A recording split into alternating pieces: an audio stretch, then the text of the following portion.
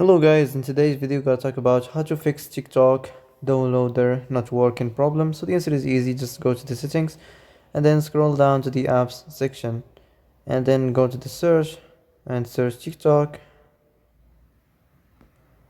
and next go to the storage, and here you will find this clear cache option. Click on it.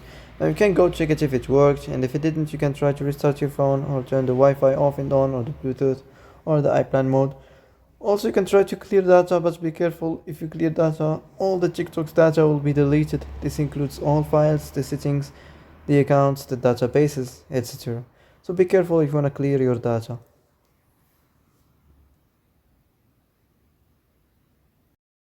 So that's it for today's video. I hope this is the answer you've been looking for.